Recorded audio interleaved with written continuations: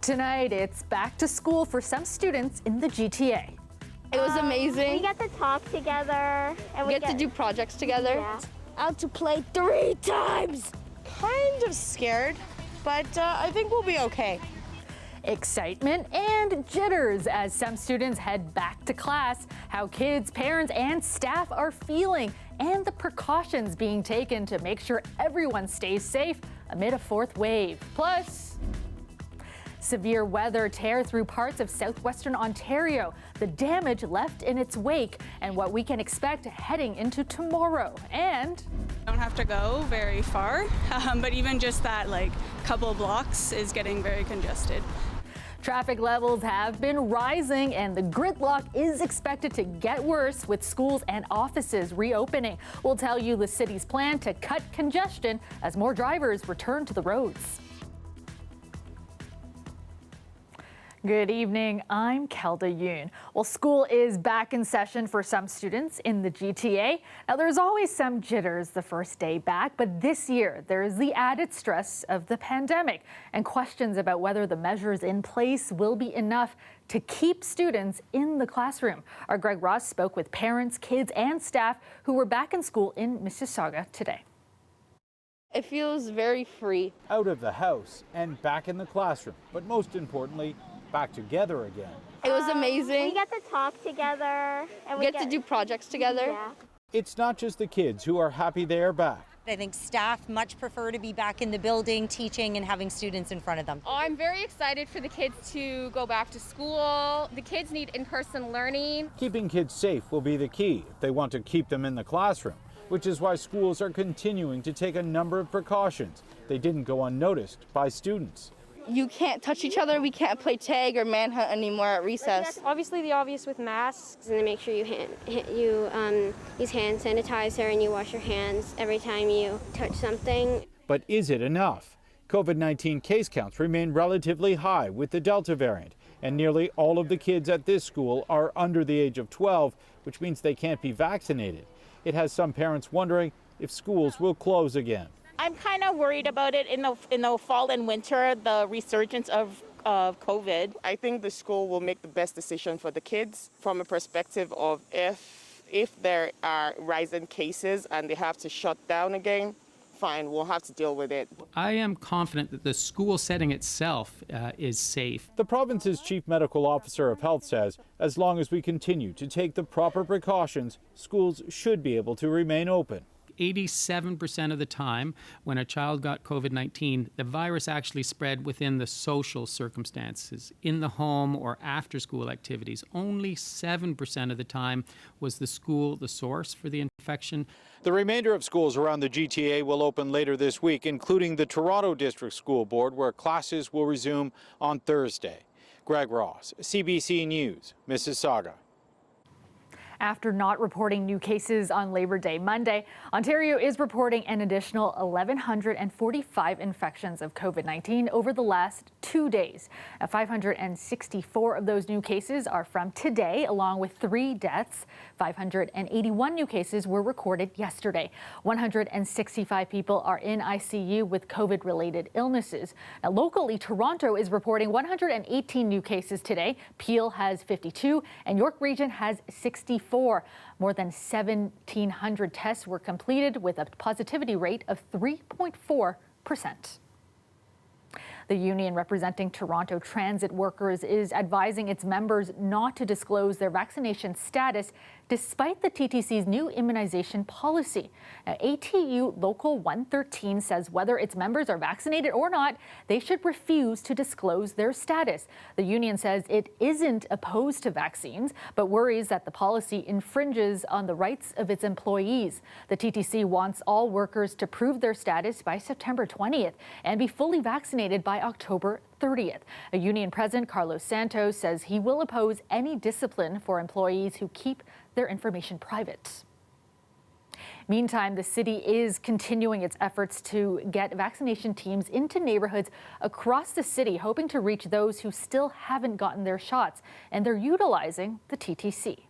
Well, I was going to do some shopping and I saw this pop-up clinic by accident. That's why I took the vaccine.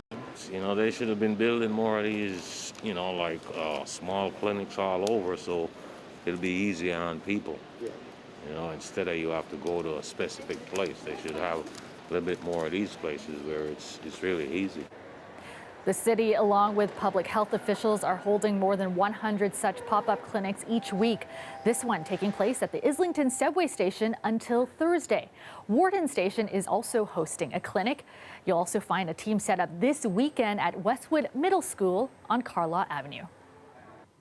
Well, travel into Canada is slowly opening back up. Foreign nationals who are fully vaccinated can now enter Canada for non-essential reasons without quarantining. But with an influx in passengers comes delays. As Jessica Ng tells us, people flying into Toronto Pearson Airport might expect to spend hours waiting at the airport after they arrive. It's the first day of relaxed restrictions at Canada's borders, but exemptions only apply if you're vaccinated. It's an amazing feeling because you can go back to life instead of getting locked, feeling like you're locked in a box. Mississauga resident Abigail Davis planned her second dose in advance of her trip to Ghana. Now she's home and excited to skip post-travel quarantine. I did quarantine before, so I know the feeling. It wasn't a great feeling, so I feel very excited that they're giving us our life back. She's not the only one.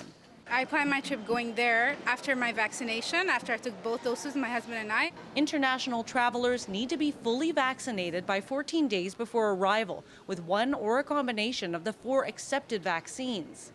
Then they need to upload vaccination proof to the federal government's ArriveCan app or website in either English or French.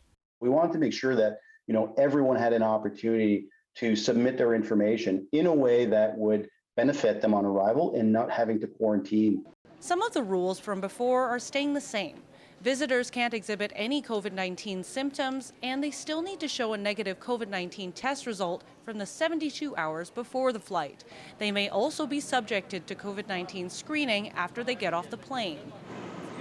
It's the second step in a phased border opening plan that began August 9th.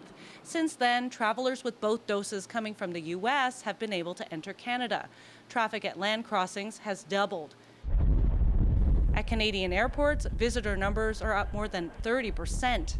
From the onset, the number of individuals testing positive has been extremely low, less than 0.2% of all those travelers having been tested. It's not foolproof. It's not a hermetically sealed border. We will still have cases of COVID introduced with that. It's just going to be fewer than if we had no protection whatsoever. Protections that are making those who travel feel safer. It's a relief.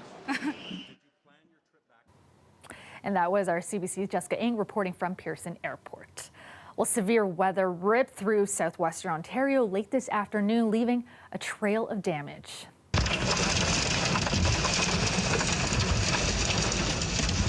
This is video of one of the storms that moved across the province. Another shows what appears to be a tornado on the ground in the Lucknow area in Bruce County. There have been some reports of damage, including this farm in the same region. Now, so far, there are no reports of injuries.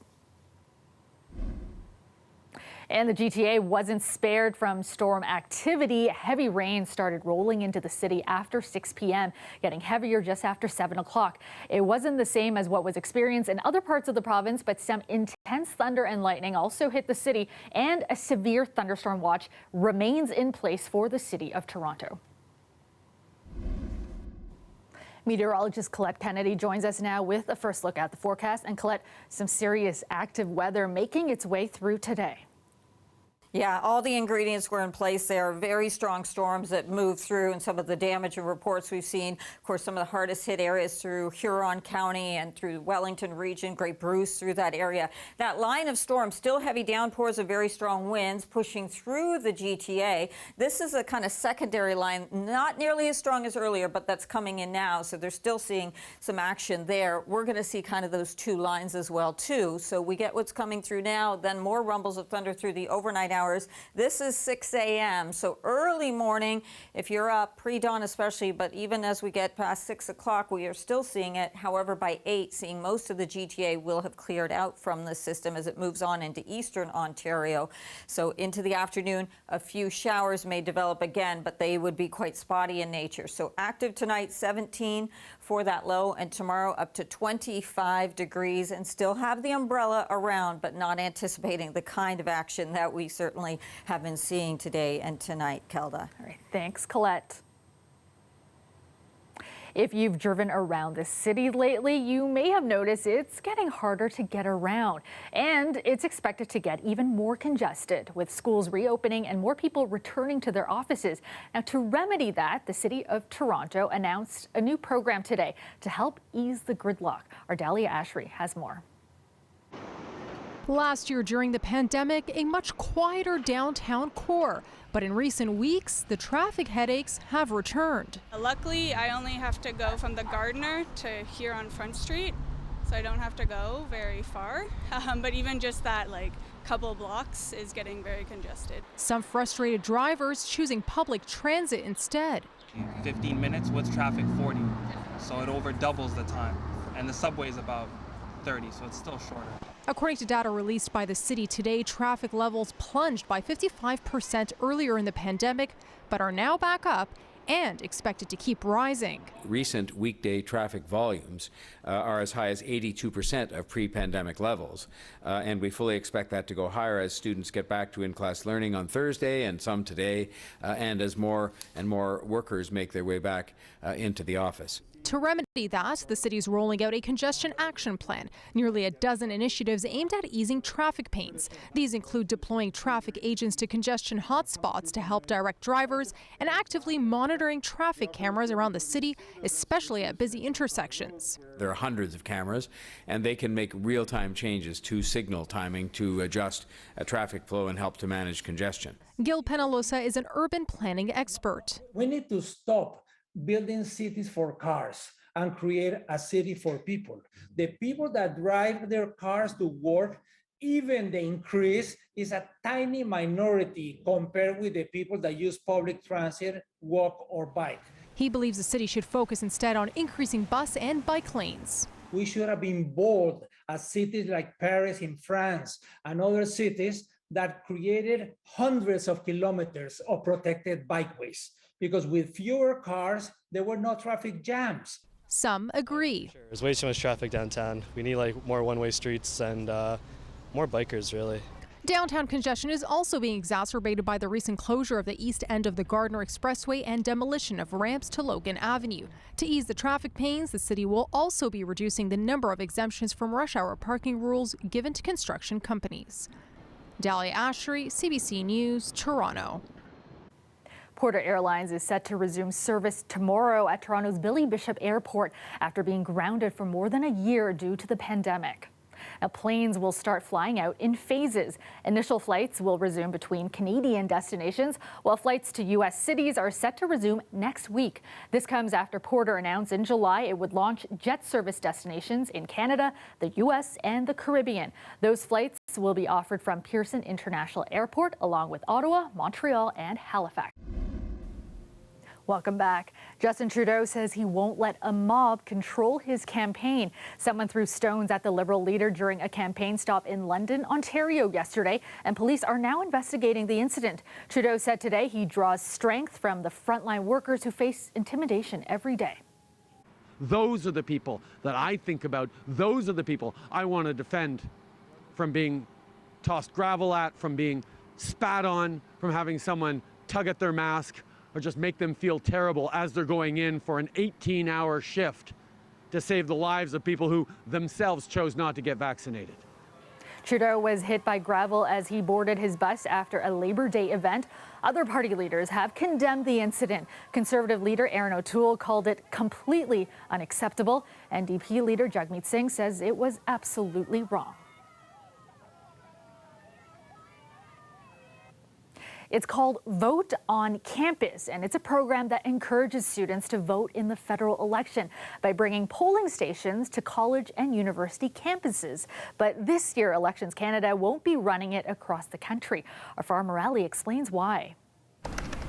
Getting young people to the polls is a full-time job for Camelia Wong, and she's been busy since the election call. Things like in-person canvassing, we're doing peer-to-peer texting, we're doing poll walking, we're doing what's called vote tripling, so we get young people to text 3 of their friends.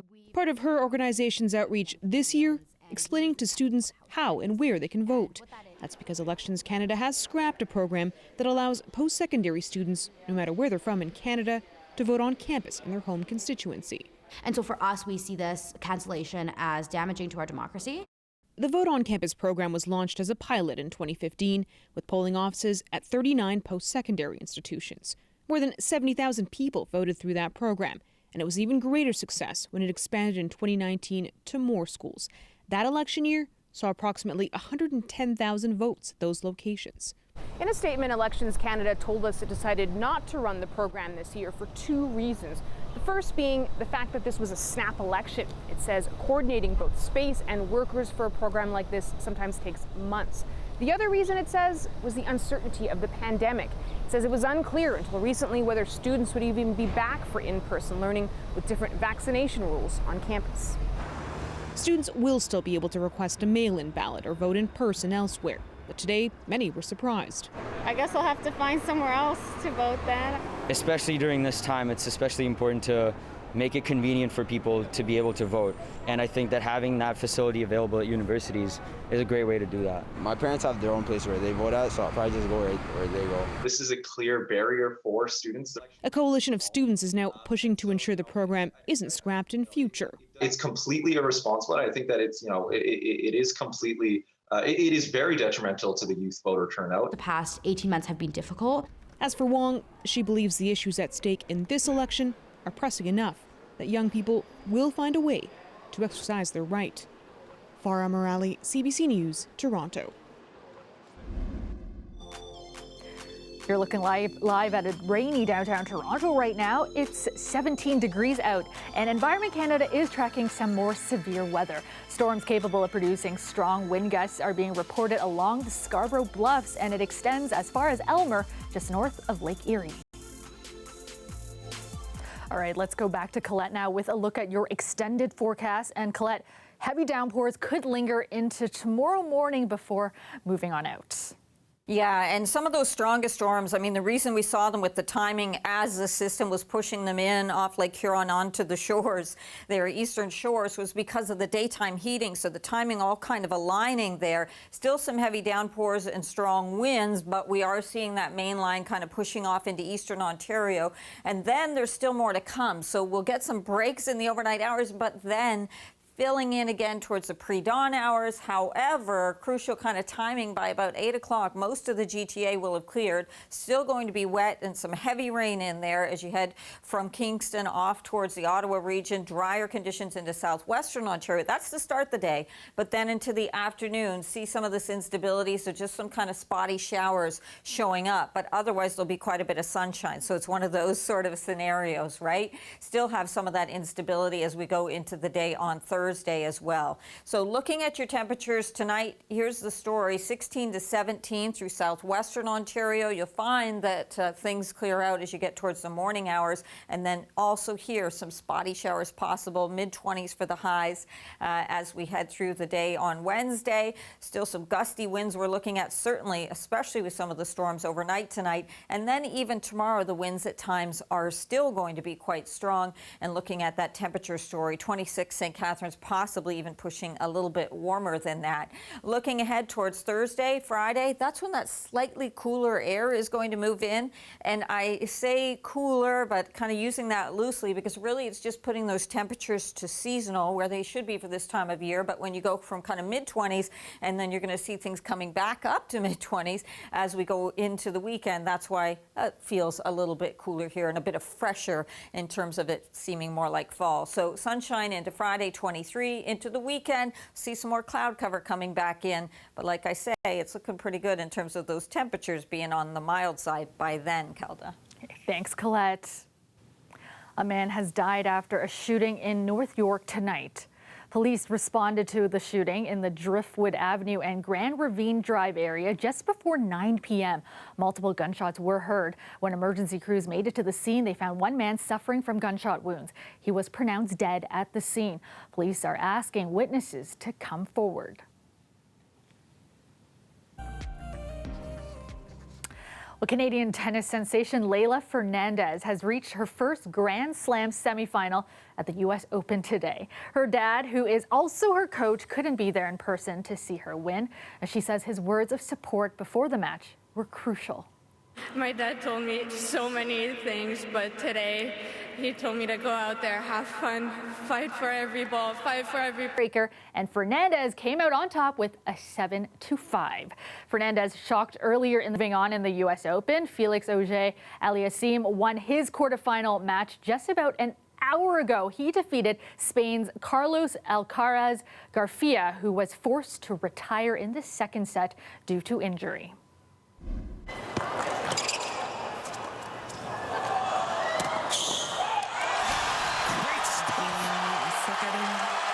And rescue looks okay. It's 1 a.m. and they're playing like this. A different fate for Mississauga's Bianca Andreescu. She was eliminated by Greek opponent Maria Sakkari 2-1. The match ended at 2:15 in the morning, the latest finish in the women's event in the tournament's history. It lasted 3.5 hours.